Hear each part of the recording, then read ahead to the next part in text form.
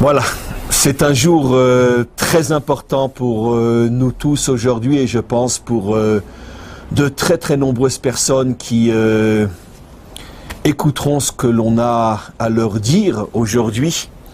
C'est un jour très important parce que c'est la consacration d'une certaine manière, c'est l'aboutissement d'une longue amitié entre Don Alberto, que je vais présenter dans quelques instants, et moi-même. Une longue amitié qui a commencé il y a 4 ans à peu près, qui était pendant ces années-là très discrète, je ne dirais pas très secrète parce que je ne veux pas paraître trop pompeux, mais disons très discrète, une amitié qui s'est construite lentement mais très solidement et qui a permis à ce que nous décidions ensemble, et j'avoue que ça m'a relativement surpris lorsque Don Alberto m'a donné le feu vert pour cette interview, surtout que j'ai véritablement insisté. Vous êtes vraiment sûr? Est-ce que vous voulez vraiment qu'on le fasse? Et le oui était absolument irrévocable. Oui, nous allons le faire. Et donc aujourd'hui, c'est comme je le dis, la consacration d'une amitié très discrète, très secrète, qui dure depuis 4 ans, une fois par an. Don Alberto vient d'Italie, vient de Rome, comme je vais l'expliquer, et on passe de longs moments ensemble pour apprendre à mieux se connaître. Alors, bien sûr, qui est ce personnage mystérieux qui est assis à mes côtés? Je vais le présenter d'une manière très brève. Je tiens à préciser qu'évidemment, dans le cadre d'un interview comme le nôtre, nous n'avons aucune intention de rentrer trop dans les détails, de parler de choses qui n'ont pas à être dites et à être, on pourrait dire, livrées au grand public. Nous nous concentrons, nous nous consacrons uniquement à l'essentiel, à donner un message qui est, je pense, extrêmement nécessaire, vital, important aujourd'hui. Alors, Don Alberto est un prêtre. Est un prêtre pas des moindres, puisqu'il est italien, il est romain, vous le verrez, il parle couramment le français avec un accent très agréable, un accent, il chante un petit peu le français. Est un prêtre qui est depuis plus de 60 ans au service de l'Église catholique, et c'est un homme qui a passé déjà les 80 ans, et qui est toujours en fonction, bien qu'aujourd'hui il est déjà... Vu son âge et vu son ancienneté, il est déjà plus dans le bénévolat que dans l'obligation. Mais c'est un homme qui, encore une fois, est rentré dans l'Église catholique dans l'année 49, donc ça nous amène à plus de 60 ans, et qui est rentré comme prêtre officiant à la basilique Saint-Pierre. Je dis bien la basilique Saint-Pierre qui, comme vous le savez, est l'église ou l'institution catholique la plus importante du monde.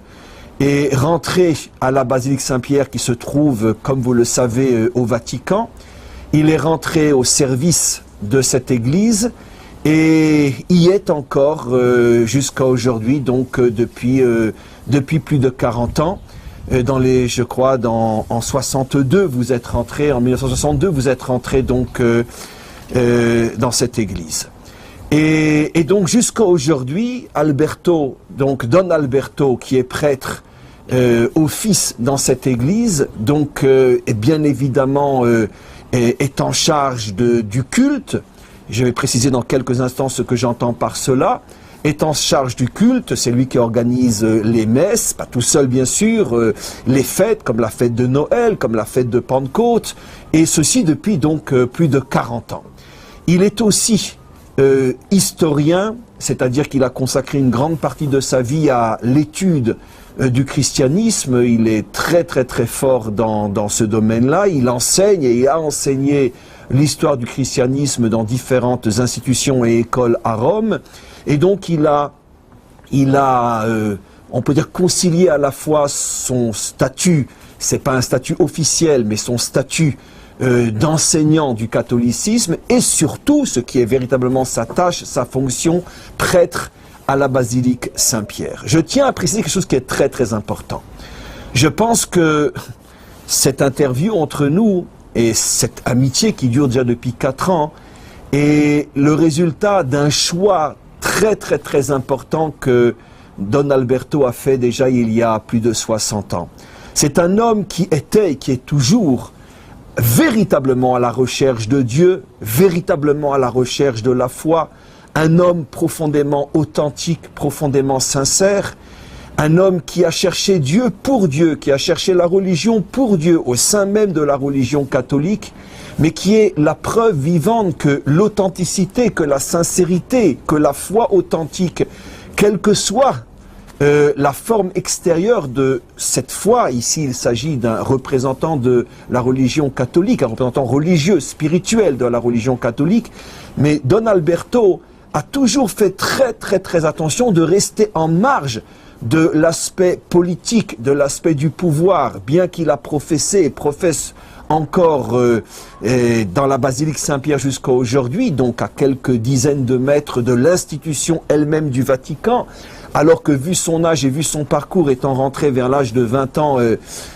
comme dans l'église, donc il aurait pu, s'il avait voulu, il aurait pu faire le choix qu'ont fait sans doute de très nombreux amis qui sont rentrés à son âge, il y a plus de 60 ans, faire le choix du politique, donc avancer aussi dans cet autre aspect du catholicisme beaucoup plus institutionnel, et va savoir, peut-être il aurait pu être pape aussi, je plaisante à moitié, mais en tout cas avoir des fonctions de pouvoir extrêmement importantes à l'intérieur de l'église catholique, et ça il n'a jamais voulu.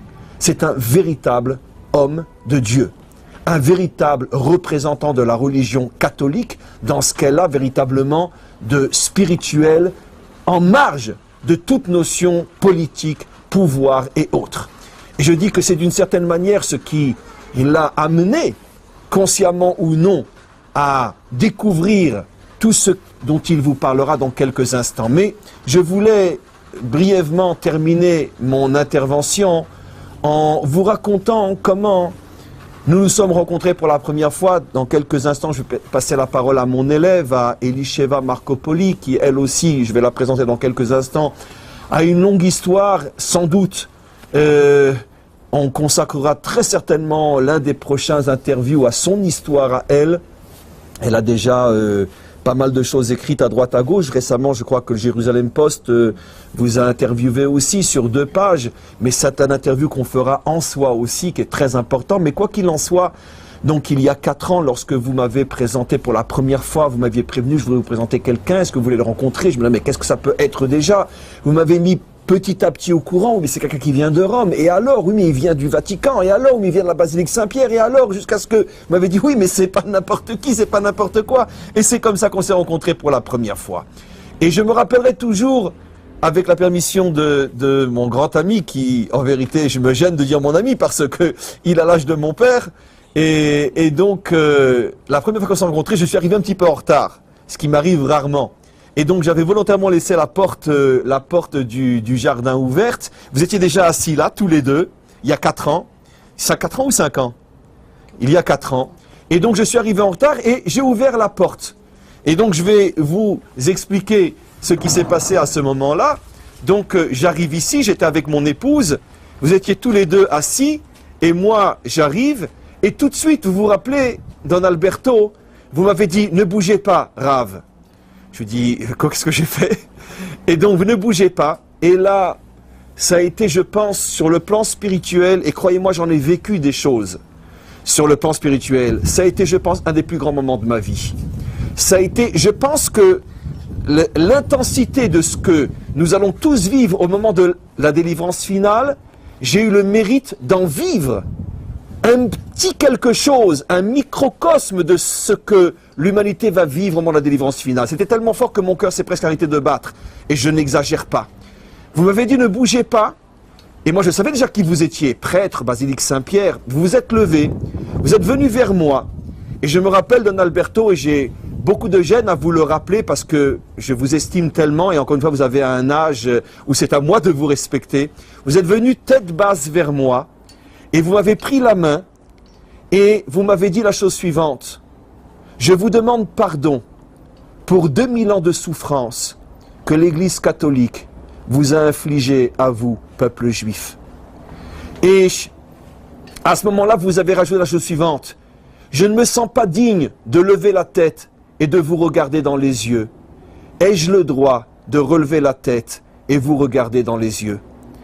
Et j'étais tellement désemparé que, évidemment, spontanément, je vous disais, oui, mais évidemment.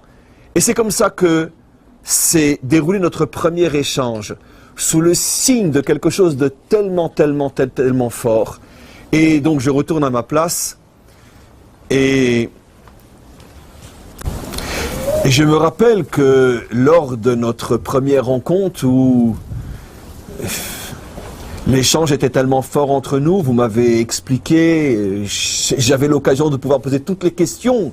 Vous imaginez, pour un rabbin à Jérusalem, avoir à ses côtés un prêtre de la basilique Saint-Pierre qui vient en toute amitié avec tout le désir véritablement de créer un lien entre deux hommes si différents. Et je vous ai posé tellement de questions auxquelles vous m'avez si grandiosement répondu. Et c'était tellement fort entre nous que je me rappelle, c'était il y a 4 ans, à un moment, je vous ai pris votre main, vous vous rappelez, et je vous ai dit, parce que vous connaissez bien l'histoire d'Israël aussi, j'avais pas besoin de vous traduire à vous, Don Alberto, vous connaissez un petit peu l'hébreu, vous lisez pas mal de choses dans nos textes aussi, et je vous ai dit, mais est-ce que vous vous rendez compte que vous êtes un descendant spirituel de Esav, je suis un descendant spirituel de Yaakov, et vous vous rendez compte qu'après 2000 ans de tensions, de querelles, de guerres entre nous, de souffrances d'une certaine manière dont nous les Juifs nous avons été surtout les victimes, vous venez de Rome pour parler à un rabbin à Jérusalem dans le plus grand secret. À cette époque-là, je ne savais pas qu'un jour j'en parlerais au monde entier. Je dis, est-ce que vous vous rendez compte qu'on est peut-être, vous et moi, en train de faire la réparation de cet antagonisme qui dure depuis des millénaires entre Esav et Yaakov? Et vous m'avez répondu, oui, je le sais, et j'en suis conscient. Et donc, ce sont des grands moments que l'on vit. Je me demande des fois qui on est pour mériter de vivre et d'être les acteurs de moments pareils. En tous les cas, je voudrais passer la parole à quelques instants à mon élève. Je n'ai pas besoin, ou plutôt si, parce que peut-être beaucoup de ceux qui écouteront cette interview ne savent pas encore qui est Elisheva Marcopoli. C'est elle aussi quelqu'un qui a un parcours absolument incroyable. Encore une fois, on consacrera un moment à son histoire aussi plus tard. 52 ans de vie religieuse dans un couvent, les Carmélites. Née bien sûr d'une grande famille de diplomates français. Elle est née en Syrie, fille de diplomate. Son père était l'un des représentants de la France en Syrie. Et elle est rentrée, elle aussi, dans l'église à l'âge de 20 ans. Plus ou moins, elle y a passé 52 ans. Une véritable sœur au service de l'église catholique. Elle a été déjà beaucoup plus loin dans son réveil. Et c'est une histoire qu'on racontera plus tard. Mais en tous les cas, sa prise de conscience l'a amenée jusqu'à la conversion. Aujourd'hui, Elisheva, convertie depuis combien de temps? 6 mois. Depuis 6 mois. Donc vous êtes encore un petit bébé. Encore un tout petit bébé. Et donc, malgré votre âge, 6 mois, vous comptez? 9 mois. C'est encore un petit bébé. Et donc, 9 mois déjà, que le peuple juif a eu le mérite et le bonheur et la chance de vous recevoir en son sein. Et vous avez aussi une longue histoire à raconter. En tout cas, aujourd'hui, vous êtes juive. Et plus que jamais, Elisheva, vous le portez bien ce nom. Et c'est vous qui m'avez fait découvrir Don Alberto. Puisque après 52 ans passés dans l'église, vous avez connu et rencontré tout ce que l'on peut rencontrer dans l'église. Vous avez même été pendant un certain temps une élève très proche de Monseigneur Lustiger aussi Lustiger. Et donc vous avez connu beaucoup des grands de l'église et c'est comme ça que vous m'avez présenté aussi Don Alberto. En tous les cas, je vais vous passer la parole. Votre introduction aussi est très importante. Et après, on laissera la parole sous forme de questions-réponses à notre ami. Donc, je m'appelle Elisheva Marcopoli. En effet, je viens d'une grande famille. Et je crois que j'ai rencontré encore une plus grande famille. Je tiens à le dire. Donc, je suis rentrée très jeune au couvent. J'avais 20 ans. Et je suis restée 52 ans au Carmel. Et avec un cheminement qui s'est fait petit à petit, j'ai rencontré Alberto du temps où j'étais à Ratisbonne. Alberto venait aussi à Ratisbonne et on a commencé à discuter. Et on discutait à Jérusalem. À Jérusalem, oui, oui. À Ratisbonne, à Jérusalem, oui. Et là, nous discutions énormément. Et petit à petit, ça fait son chemin. J'étais assez marquée par... Vous étiez encore très loin de la conversion. Ah oui, non, j'y pensais même pas. Bien sûr. Je n'y pensais même pas. Et Alberto, bon, on a continué à se côtoyer, à se rencontrer, jusqu'au jour où ces idées j'ai trouvé assez fortes. Je disais, ce serait bien qu'il rencontre le Rav Dinovitch. Ce serait pas mal du tout. Je suis sûre qu'entre deux, il y a quelque chose de très fort qui va se passer, qui pourrait être très bon. Et en effet, c'est ce qui s'est passé.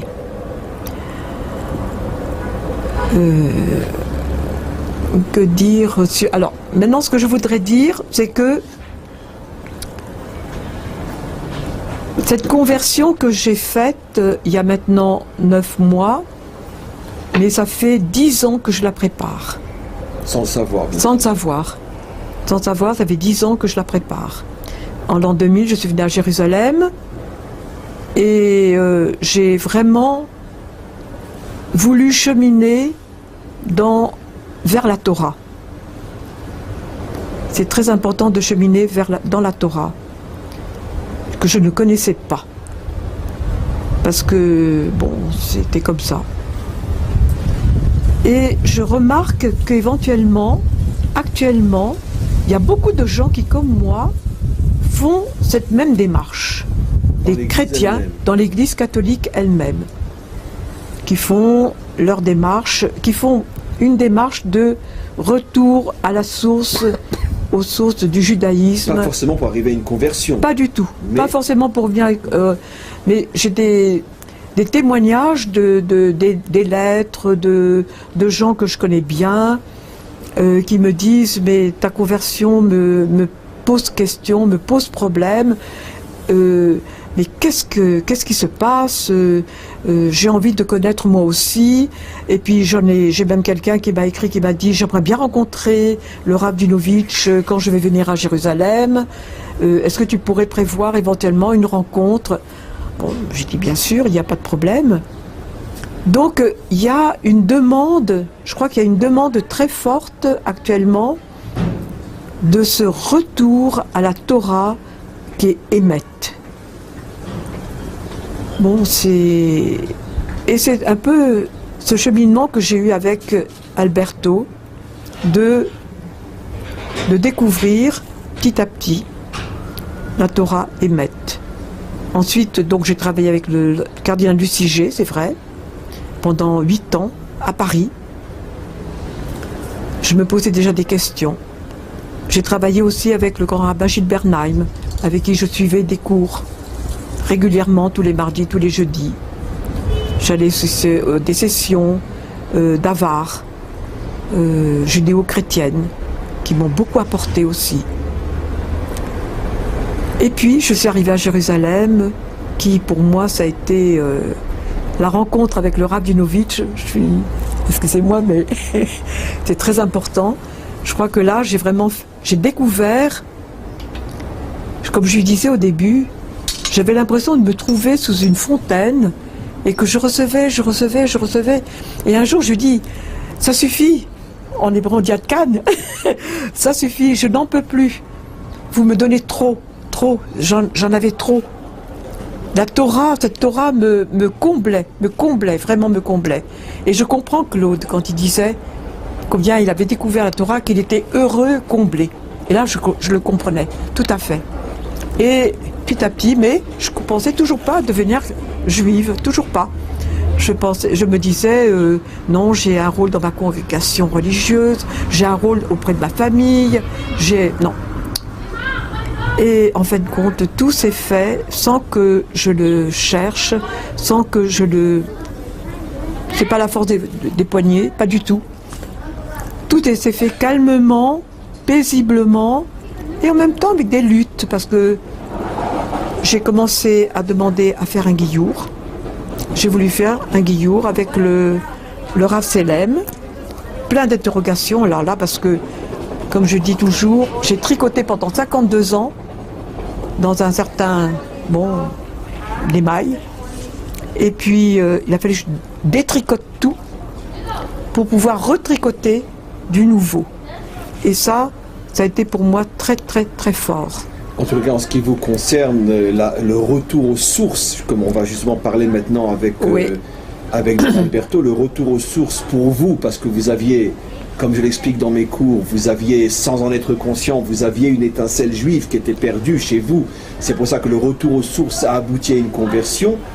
Mais il faut bien préciser, et c'est quelque chose de très important, que le retour aux sources, pour celui qui n'a pas, d'une certaine manière, un potentiel de conversion, peut malgré tout se faire et sans aboutir à une conversion. Et c'est justement ce dont Don Alberto va témoigner, parce qu'il ne s'agit pas du tout ici d'une prise de conscience en ce qui le concerne, qui pourrait ou qui voudrait aboutir à une conversion, mais tout simplement un message qui s'adresse aux non-juifs qui doivent rester non-juifs, mais qui en même temps ont le devoir de comprendre qu'on ne peut pas construire une maison sans fondation, et que les fondations, justement, c'est la Torah d'Israël, et qu'il est nécessaire de revenir à ces fondations, tout en restant à l'écart de ces fondations, puisque, comme on le sait, le judaïsme n'est pas prosélyte et ne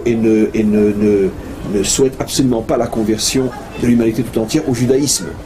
Donc, simplement, ce qui est très très important et très intéressant dans votre retour à vous, c'est que votre retour, lui a été jusqu'au bout, mais malgré tout est significatif d'une prise de conscience, comme vous le dites vous-même, qui est de plus en plus fréquente au niveau des hommes et des femmes de l'Église, que finalement, nous sommes déconnectés de nos sources. Quelles sont nos sources? Et lorsque le monde de l'Église redécouvre ses sources, alors la réaction est différente selon une personne ou une autre, mais c'est toujours très très très fort, et c'est ce que maintenant on va demander à Don Alberto de nous expliquer. Voilà, nous allons maintenant finalement arriver à l'essentiel de cette interview, qui sera sous la forme d'au moins 3 questions que je vais adresser, je tiens à le redire, donc à Don Alberto, qui est plus de 60 ans, plus de 40 ans prêtre à la basilique Saint-Pierre, dont la fonction est essentiellement et exclusivement l'aspect spirituel, c'est-à-dire le culte, la liturgie, l'organisation des messes et de tout ce qui touche à la religion catholique netto, sans aucune connexion avec les autres aspects de la religion catholique. Donc, encore une fois, un vrai et pur religieux. Maintenant, la première question que je vous adresse, c'est une question d'ailleurs que je vous ai déjà adressée, je pense que c'était l'une des premières lors de notre première rencontre il y a 4 ans. Cette question qui nous hante, nous les Juifs, on a du mal à comprendre comment une religion qui au départ était 100% juive, Jésus, les apôtres, et pendant pas 1, 2, 3, 4 ans, pendant plus de 100 ans, et vous me direz encore vous-même plus de 100 ans, c'était tous des Juifs. Alors maintenant, peu importe comment nous, Juifs plus traditionnels, nous regardons ce qui était au départ cette secte chrétienne juive, c'est pas le sujet. Mais quoi qu'il en soit, c'était des Juifs. C'est absolument évident que Jésus et les apôtres étaient observants, mangeaient kasher, étaient circoncis, faisaient Shabbat, mangeaient de la matzah à Pessah, faisaient Yom Kippour. Il faudrait être fou et insensé pour le nier. C'est évident. Donc comment se fait-il que quelque chose qui au départ était tellement juif, d'après notre tradition, Jésus a même étudié dans les yeshivot des maîtres d'Israël, nous connaissons même le nom de son maître, Rabbi Yeshua ben Prachia. On connaît même le nom de son maître. Donc comment quelqu'un qui a étudié la Mishnah, qui a étudié le Talmud, et finalement est la matrice d'une inspiration qui va se répandre chez les nations, comment est-il possible qu'après des siècles, on se retrouve à une situation, on en parlait tout à l'heure avec Don Alberto, où je pense que la grande majorité des chrétiens standards ne savent même pas que Jésus et les apôtres étaient juifs. Et si on leur dit ça, ils vont nous prendre pour des fous. Et dire, ah non, arrêtez vous les juifs, vous voulez prendre tout le monde. Il était catholique, il n'était pas juif. Mais bien sûr. Et donc, non seulement la majorité des catholiques standards ne savent pas d'où viennent leurs religions, mais en plus, si ce n'était qu'un oubli ou une méconnaissance. Encore, mais comment une religion dont la matrice est juive a pu à ce point nier et voire même se retourner contre sa propre source? Nous n'avons aucune intention et nous ne déborderons absolument pas dans la critique et la polémique dans cette interview. Donc je resterai le plus neutre possible. Mais quoi qu'il en soit, la question est de taille. Qu'est-ce qui s'est passé? Comment les choses ont-elles évolué? C'est la première question que je vous demande. Mais bien sûr, ils étaient juifs. Ils étaient tous juifs et ils sont restés juifs jusqu'à la fin de leur vie, certainement. C'est qu'ils admiraient Jésus. Et on a eu l'expérience, au moins ces apôtres, ont eu l'expérience d'une résurrection, d'un revenir de Jésus après sa mort. Et comme ça, s'il est ressuscité, c'est le Messie. Et alors, cette conviction, ils ont pensé de la faire connaître aussi aux goïms, aux gens, aux juifs qui n'étaient pas dans la Eretz Israël, mais qui étaient dans l'Empire romain, avec beaucoup de communautés. Et alors, cette mission, c'est d'annoncer cette Messie aux goïms, mais qui étaient déjà les fomumenitanthéon, c'est-à-dire ceux qui craignent Dieu, qui croient que c'est le Dieu unique, il avait laissé l'idolâtrie, etc. Et pour eux, il y avait un message d'espoir dans ce Messie. Et quelque chose aussi pour les Juifs. Mais Paul, qui était le grand apôtre de cette ligne, Paul est resté juif jusqu'à la fin de sa vie, ça c'est sûr. Et quand dans sa lettre aux Galates, il a eu un problème avec Pierre, etc., sur la question de la cacheroute peut-être, et on a une expression très remarquable quand il dit « Nous ne sommes, moi et toi, moi, Shaoul, Paul, et toi, Pierre, nous ne sommes pas des pécheurs, comme ces gens qui viennent des goïms, etc. Nous savons ce que nous sommes et que nous apportons. Puis ça a été, le chemin a été que graduellement, avec le temps, les Juifs deviennent la minorité dans cette communauté. Et la majorité, ce sont des, oui, fomumenitanthéon, mais aussi des goïms qui ne savaient pas rien du judaïsme. Ça, jusqu'au IIIe siècle. Donc, juste, je précise, c'est donc un point important. Cette ouverture vers les non-juifs a fait que finalement le noyau juif du départ est devenu minoritaire. Et secondaire. Et finalement, c'est ce qui a pris le dessus, c'est l'identité purement non juive qui n'avait aucune connexion avec la source du départ. Je vous laisse continuer. Oui, c'était à Rome, on a encore deux mosaïques, c'était peinture mosaïque, oui, dans l'église de Santa Sabina et de Santa Pudenziana. Les deux églises, l'église de la circoncision et l'église de Goïm, soit à la Santa Sabina sur l'Aventin, soit sur Santa Pudenziana sur l'Esquiline. Alors là encore, il y avait cette conscience que du commencement, au peu après, il y avait deux églises. La juive et la non-juive. La juive et la non-juive. Puis, parce que la non-juive ne devait pas devenir des juifs. Ils ne devaient pas faire la Mila. Ah, ce qui veut dire qu'au départ, il y avait Jésus pour les Juifs et Jésus pour les non-Juifs, au départ. Et ils arrivaient plus ou moins à une certaine entente entre eux. Oui, c'est un message de bonté, de salut pour les deux. Mais la façon de vivre est restée différente. Comme ça, jusqu'au IIIe siècle, puis on a de différents groupes, on a dans des églises, etc. Au IVe siècle, au moins encore, Jusqu'à IIIe siècle, fin du IIIe siècle, soit l'Église, soit la communauté juive était persécutée en général par les empereurs, parce que, et spécialement les empereurs, les empereurs d'Afrique. Non, avant Constantin, un siècle avant, c'était les empereurs d'Afrique, les Sévères, les Sévères, Oui. Alessandro Sévère, etc. Et là, une persécution terrible.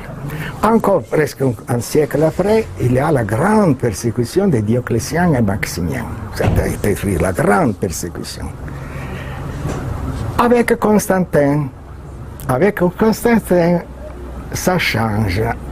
Ça change parce que Constantin devait combattre contre l'autre aspirant à empereur, Maxentius, et Constantin avait des soldats, un bon groupe de soldats qui étaient de cette mentalité. Il a compris qu'il y avait une force pour lui. Et alors, on a 311, si je ne me trompe pas, 4e siècle, 311, on a le décret impérial que être chrétien dans l'Empire est toléré. Avant, c'était impossible. Pas licite d'être chrétien dans l'Empire. Si vous ne faites pas l'encens ou la dévotion au Dieu de l'Empire, au Dieu, à l'empereur, etc., c'était le martyr. Et alors, devient la religion tolérée. Puis, après l'autre empereur, Licinius, etc. Étaient persécutés. Les Juifs étaient partis et persécutés. Mais peut-être ensemble, les Juifs et les Juifs chrétiens. Les Juifs chrétiens et peut-être aussi la communauté juive, selon les empereurs. Je pense qu'avec les Africains, c'était tous étaient. Mais c'était la persécution. Ça finit 311 pour les chrétiens. Puis, avec la collaboration entre Constantinus et Licinius, il y a l'autre décret qui félicite. Religion licite. Là, tolérée devient licite. Et après, quand il a vaincu aussi l'autre empereur, ça devient la religion libre. On peut être chrétien dans l'Empire, avoir alors des constructions, des temples, des basiliques, des choses comme ça. Et ça. Ce qui veut dire que, si je résume ce que vous dites, Don Alberto, le catholicisme, ou plutôt le christianisme, parce qu'à cette époque-là, il n'y a pas encore de différence, le christianisme est né véritablement 400 ans après les évangiles.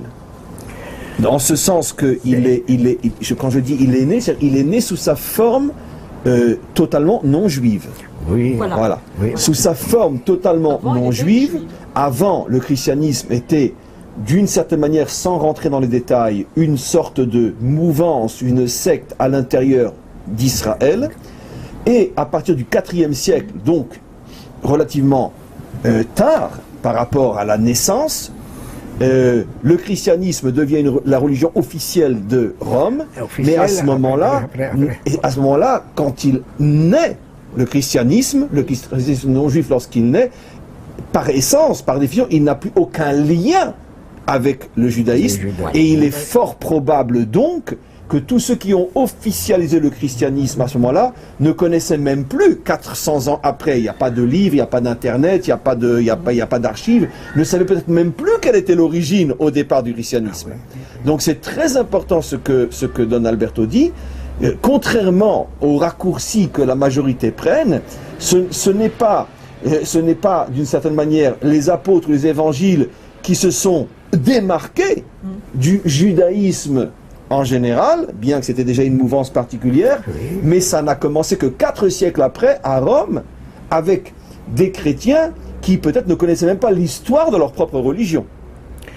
D'une certaine manière, au niveau de la masse, c'est sûr. Ne connaissaient. Donc évidemment, ils ont vu le paradoxe, ils ont vu dans les Juifs une autre religion, donc forcément ennemie, alors qu'ils ne savaient même pas qu'eux-mêmes étaient issus de cette religion-là.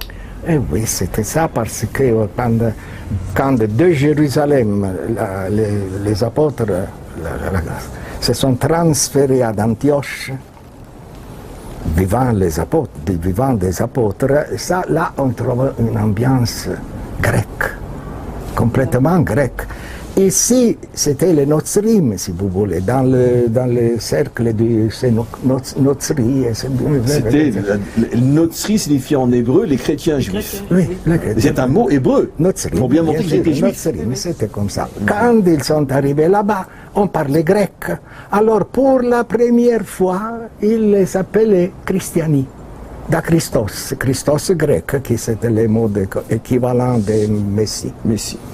Et ça commence, le nom chrétien est commencé à Antioche. Et comme ça... Donc il ne serait pas faux de dire que le christianisme est une religion grecque, n'est pas une religion juive. Et donc ça expliquerait tout ce qui s'est passé. Un grand parti, mais les origines, etc. Et comme texte fondamental, ils avaient la Septuaginta, le Septante. La traduction de ça, la Bible. C'est qui reste encore pour les églises orthodoxes, le texte inspiré. Tandis que les autres églises, la catholique, soit les réformés, ont lentement on retourné à ce que déjà Saint Jérôme voulait, c'est la hébraïca veritas, la vérité du texte hébreu. On va passer à la deuxième question, oui. Mais je voulais juste encore une fois faire un minuscule résumé. Ce que vous venez de dire, et donc vous avez, on pourrait dire, comment dire, la consistance pour le dire, puisque vous êtes depuis 60 ans et 60 ans dans l'église et 40 ans à la basilique Saint-Pierre. Donc vous venez de dire finalement quelque chose qui est absolument révolutionnaire, qui est, à mon avis, l'une des clés qui va peut-être aider le monde à s'améliorer.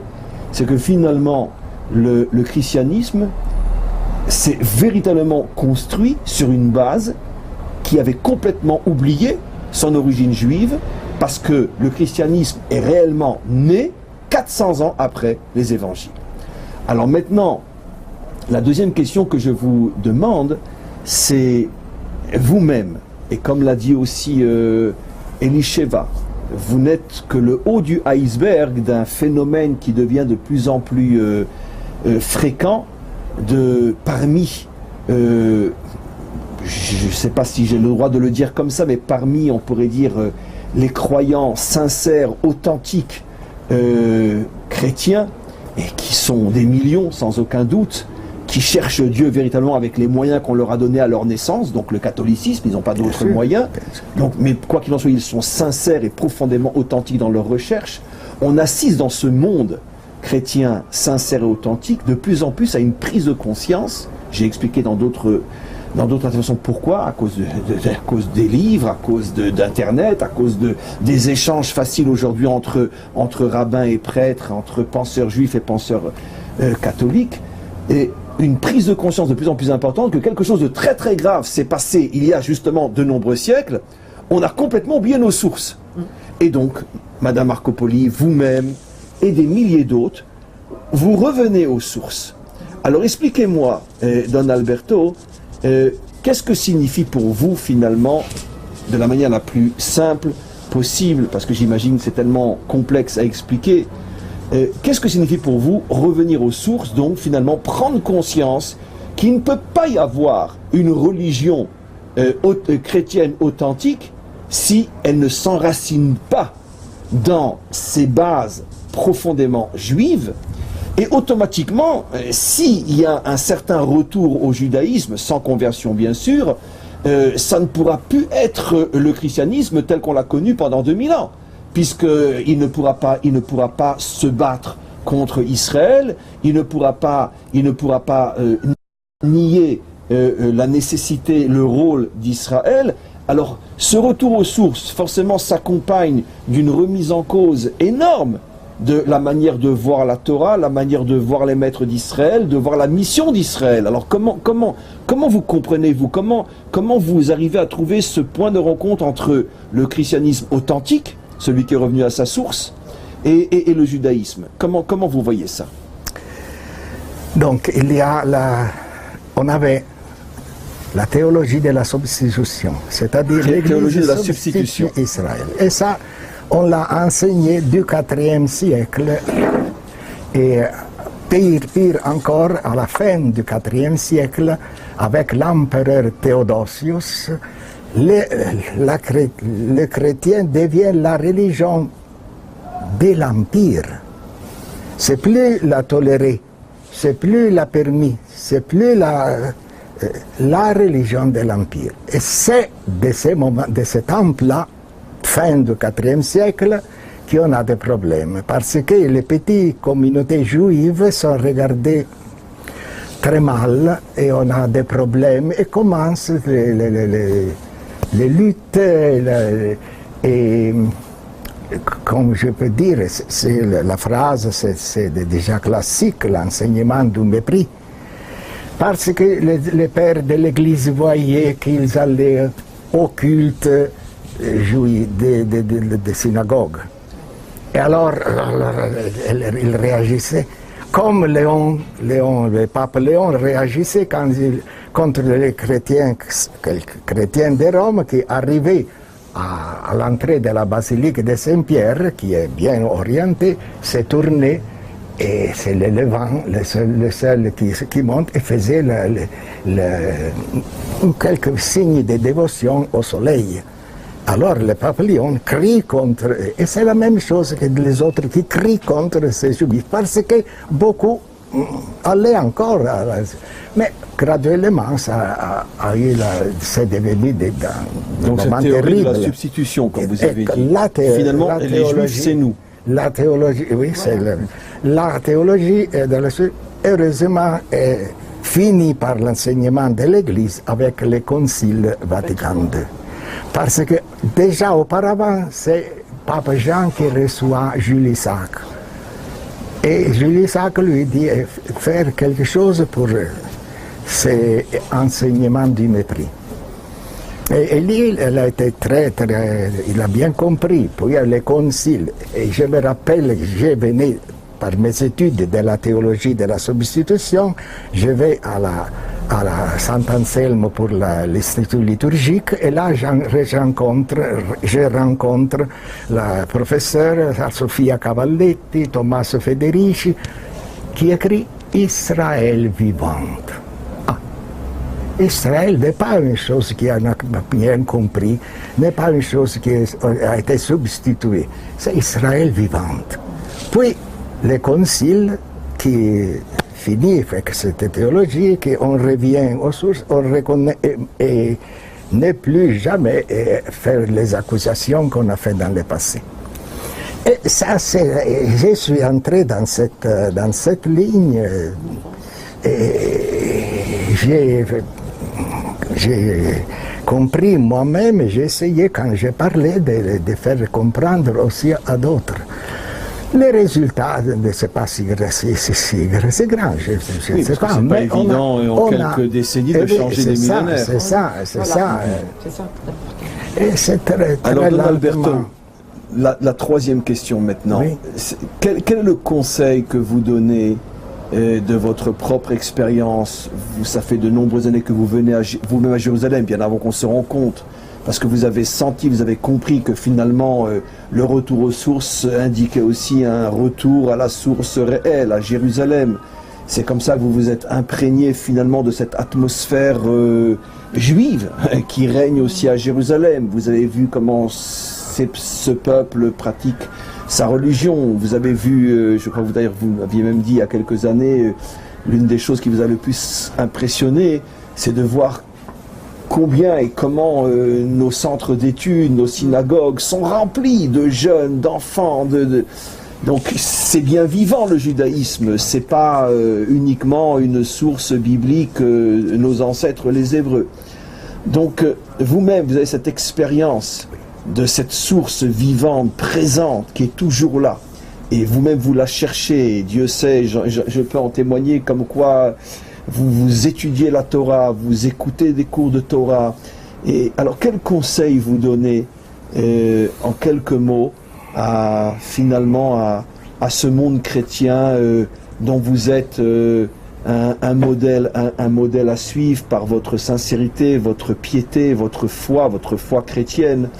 Et quel conseil vous pouvez donner aujourd'hui? Ce serait de revenir à la Torah, revenir au Teilim, qui sont la grande prière aussi de l'Église, de toutes les églises, les psaumes, bien sûr. Ça, ce serait le conseil à donner. Et étudier, avoir cette possibilité, demander au curé des paroisses, aux prêtres, demander quand vous lisez, quand vous faites quelque chose, qu'ils vous expliquent qu'ils ne font pas des sermons pour la morale, pour des choses comme ça. Non, c'est la lecture qu'on fait dans la liturgie va être expliquée le plus facilement possible pour que les gens apprennent. Et comme ça, je pense que ce sera je le fais, mais les résultats ne sont pas si grands. Mais je crois encore que ça, c'est Vous touchez un point très important, et je me rappelle, ça avait été d'ailleurs l'une de vos remarques qui m'avait beaucoup touché, impressionné, c'est que finalement, le judaïsme est une religion où on étudie, où tout le monde, voilà, les enfants, les adolescents, les jeunes, les adultes, les hommes, les femmes, tout le monde étudie. Je voudrais rajouter quelque chose, je vais essayer de parler un peu fort, c'est que revenir à écouter les grands maîtres spirituels juifs que en fait les chrétiens ne connaissent pas. Et ça, c'est très important, parce qu'il y a quand même une écoute et une profondeur que les chrétiens ne sont pas capables de voir. Ben oui. Je vous laisse continuer. Aussi, c'est notre connaissance de la Torah, etc., bien que nous avons étudié, c'est une superficielle. Oui, c'est un péchat peut-être. Peut-être qu'on arriverait, mais peut-être mais la profondeur à laquelle vous arrivez dans la lecture, votre lecture de la Torah, nous n'en avons pas. Nous n'avons pas les moyens. Si on la lit, on reste à ce niveau-là. Si on la lit. Pour descendre un peu, on doit faire des efforts sur soi-même, accepter qu'il y a un message plus profond de ce qui est littéral. C'est très important. Avec votre permission, je vais reprendre le conseil que vous adressez au monde chrétien. L'étude. Et finalement, je pense que vous avez touché l'essentiel. On n'avait pas préparé entre nous cette réponse-là. Je vous avais dit que vous l'improviserez. Et je suis vraiment bouleversé de voir que vous avez touché un point qui est tellement juif finalement, qui est le fondement même du judaïsme. Pour nous, le juif, c'est pas celui qui accomplit les commandements et qui prie, c'est d'abord celui qui étudie. Il n'y a pas d'étude, il n'y a pas de judaïsme. Et pourquoi ? Parce que s'il n'y a pas de réflexion, s'il n'y a pas de compréhension, s'il n'y a pas de confrontation au texte, à la parole de Dieu, alors il ne peut pas y avoir de profondeur, il ne peut pas y avoir véritablement une connexion réelle au maître du monde.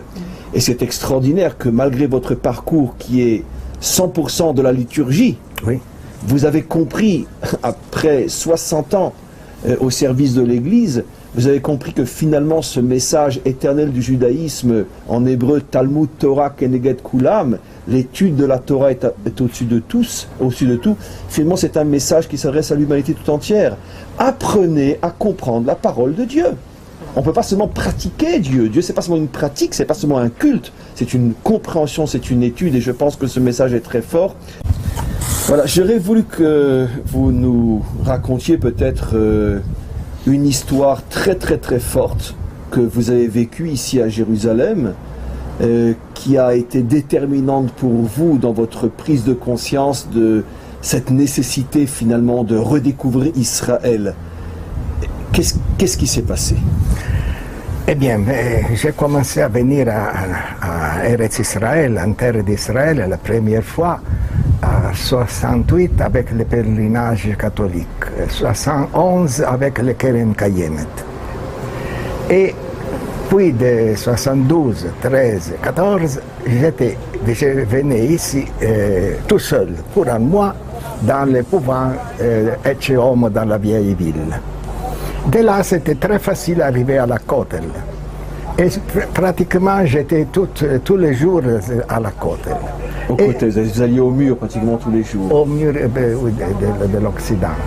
Et c'était à ce temps-là qu'il y a eu la grande fête, le jour de la fête de Simchat Torah. Le jour de la fête de la joie de la Torah. La joie le jour où on Torah. se réjouit avec la Torah. Et c'est ça qui m'a vraiment impressionné, parce que voir la joie de tout le monde qui était là autour du Sefer, comment on dit en français, du livre, le rouleau, le parchemin de la Torah. Le rouleau de la Torah, qui faisait la danse, ils chantent, les pères avec l'enfant sur les épaules. Mais c'était vraiment une expression, une expérience de vraiment de joie. Et moi, j'étais là à regarder. Mais alors, qu'est-ce que c'est? Qu'est-ce que c'est cette Torah? Qu'est-ce que c'est cette joie? Qu'est-ce qu'on nous a enseigné? Que c'était une loi d'esclavage, que c'était une loi très dure, etc., très difficile à pratiquer. C'était là, ici, il y avait la joie. Alors, comment est possible de dire que cette loi, ni nous, ni nos pères ont pu porter cette joug-là. Ce joug. Joug-là. Mais regarde-tu. Je n'ai pas parlé à quelqu'un, j'ai parlé à moi-même. J'ai dit, mais regarde un peu, qu'est-ce que c'est? Mais qu'est-ce que c'est? Mais alors, qu'est-ce qu'on nous a dit? Et là, celle-là aussi, c'était tous les problèmes. J'avais cette grande joie, la fête de Simchat Torah à la Kotel. Donc finalement, vous vous êtes rendu compte que ce qu'on vous enseignait, comme quoi c'est une religion du passé, oui, elle est plus vivante et plus joyeuse que jamais. J'ai touché avec l'amen que c'est la théologie de la substitution, avec toutes ces corollaires, c'était pas bien. Mais heureusement que moi, officiellement, l'Église catholique l'a repoussé. Mais c'est plus difficile que très lentement et doucement, ça se répand dans toute la communauté, dans tous les gens, parce qu'il y a toujours des gens qui dorment, ainsi que je ne veux pas penser. Pour moi, c'est suffisant. Je crois à ce que dit l'Église, et comme ça, c'est le sommeil. Oui, on fait ses devoirs le dimanche, mais c'est beaucoup de monde est comme ça, et c'est très difficile de les Finalement, réveiller. vous touchez un point assez extraordinaire, et votre vision de l'extérieur nous fait prendre conscience à nous aussi, juifs, quelque chose d'absolument incroyable. Finalement, ce n'est la meilleure manière de faire prendre conscience au monde de ce que c'est Israël et sa Torah, c'est de montrer justement qu'on est véritablement un peuple vivant, un peuple présent, un peuple joyeux, et que la Torah est encore plus vivante et plus joyeuse qu'elle ne l'a jamais été. Précisément après 2000 ans d'exil, on est encore, et c'est vrai, tout celui qui vient à la fête de Simchat Torah au Kotel, comme le dit Don Alberto, il ne peut qu'être stupéfait. Mais comment qu'on peut danser des heures avec un rouleau de Torah entre les mains? Et c'est vrai que l'explosion de joie est absolument incroyable. Je voudrais conclure avec votre permission, d'abord en vous remerciant Elisheva et bien sûr Don Alberto.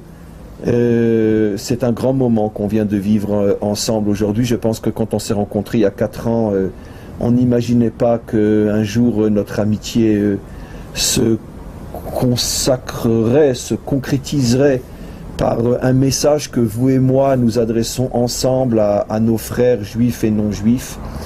Et je pense que ceux qui nous connaissent et ceux qui vous ont entendu aujourd'hui, ceux qui me connaissent et qui vous ont entendu aujourd'hui, savent que nous sommes réellement des hommes de paix, des hommes tolérants, porteurs d'un message universel où il y a véritablement de la place pour chaque homme, chaque femme, quelle que soit sa religion, son origine, ses aspirations.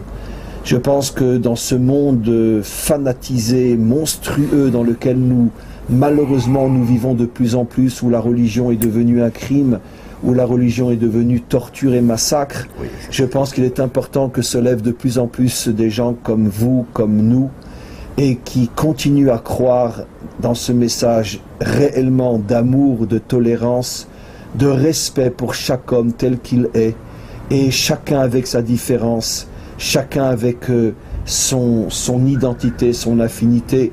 Et si vous le permettez, Don Alberto, je referai ce que j'ai fait il y a 4 ans. Et je pense que cette poignée de main entre nous est véritablement messianique. On ne croit pas forcément au même Messie, vous et moi, mais ce qui est sûr, c'est qu'on croit, quoi qu'il en soit, au Messie. Et c'est ce qui nous attache, c'est ce qui nous réunit. Et finalement, des hommes comme vous et moi, on finira par le réaliser, ce projet divin. On le construira, ce monde meilleur. Et véritablement, merci, merci à vous, merci à tous ceux qui... ne pleurez pas. Merci à tous ceux qui, comme vous, ont ce courage incroyable de revenir vers le peuple juif.